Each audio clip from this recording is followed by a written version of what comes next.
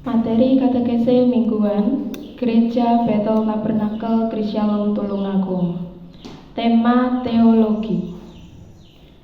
Sejak awal kemunculan iman Kristen, gereja telah menghadapi banyak sekali penyesatan yang berusaha menyelewengkan iman kebenaran. Para penyesat itu sudah ada sejak zaman para rasul masih hidup, dan bahkan sampai sekarang kita bisa melihat betapa banyak sekali macam-macam ajaran yang berusaha menyesatkan kekristenan. Dari sebab itu, gereja merumuskan regula fidei sebagai cara untuk menjaga iman kebenaran dalam kekristenan. Dalam bahasa Latin, regula berarti aturan atau patokan atau standar. Kemudian kata fidei berarti iman. Jadi, iman kekristenan memiliki patokan dasar. Artinya, bila ada orang atau kelompok yang mengaku Kristen, maka harus mengimani apa yang ada dalam regula fidei. Aturan atau patokan iman telah diajarkan para rasul dalam surat-surat mereka. Namun, tentu saja hal itu tidak mudah untuk dipahami umat awam di zaman dulu. Terlebih karena jemaat mula-mula banyak yang buta huruf dan tidak tahu cara membaca kitab dan surat. Maka para bapak gereja menerjemahkan ajaran para rasul supaya mudah dimengerti. Bila kita melihat pada kitab suci, kita akan mendapati ada hal-hal yang merupakan inti dari seluruh isi kitab. Inti atau pokok pembahasan dari Alkitab itulah yang menjadi sumber iman. Hal-hal yang inti itu tidak bisa dimengerti bila tidak dipercayai, tetapi juga tidak bisa dipercayai bila tidak dimengerti. Karena kerumitan inilah hal-hal yang inti dan pokok itu disebut sebagai misteri iman. Gereja mengatur jemaat untuk berpegang pada hal-hal yang inti supaya iman jemaat tidak tersesat dan mempercayai hal-hal yang tidak sesuai dengan misteri iman Kristen. Para bapak gereja merumuskan misteri iman itu dan kemudian diwujudkan dalam bentuk credo atau pengakuan iman atau syahad. Jadi, bila kita ingin mengetahui apa saja aturan iman Kristen, maka kita bisa melihat dalam pengakuan iman.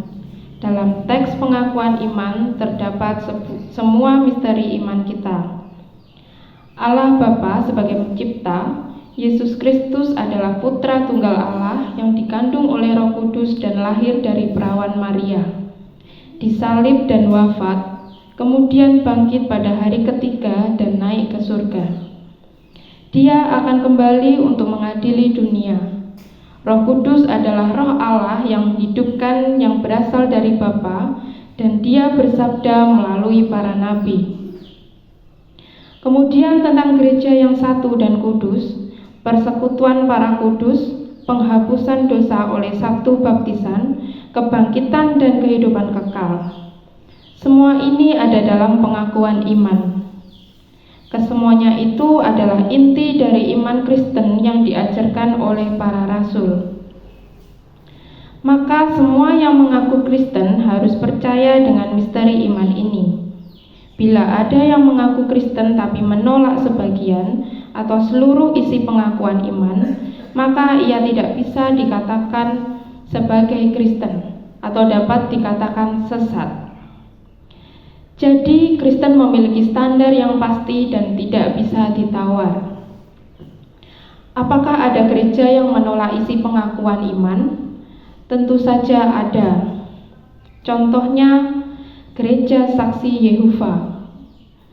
Mereka menolak mengimani bahwa Yesus adalah Tuhan. Ada juga Gereja Mormon yang menolak kesatuan Bapa, Putra, dan Roh Kudus. Mereka mengimani bahwa ketiganya adalah tiga pribadi terpisah. Ada juga gereja Gnostik yang tidak mengakui bahwa Yesus lahir dari perawan Maria, dan banyak lagi ajaran-ajaran lainnya. Tetapi dengan berpegang pada regula fidei, kita bisa mengetahui apakah suatu gereja itu sesat atau tidak, sehingga kita bisa menjaga iman kita tetap benar. Apakah gereja kita ini berpegang pada regula fidei?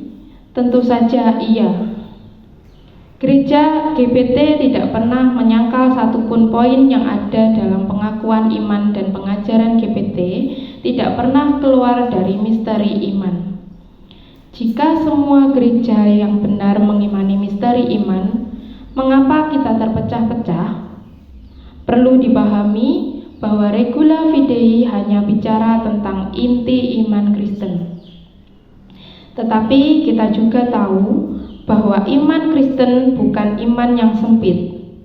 Ada banyak hal lain yang juga diimani dan dipercaya oleh kekristenan. Kepercayaan-kepercayaan yang lain itu yang menyebabkan gereja terpecah. Tetapi kita semua intinya satu gereja bila kita tidak keluar dari regula fidei. Kita bersyukur sebab Roh Kudus senantiasa menyertai kita sehingga kita tetap ada dalam iman kebenaran.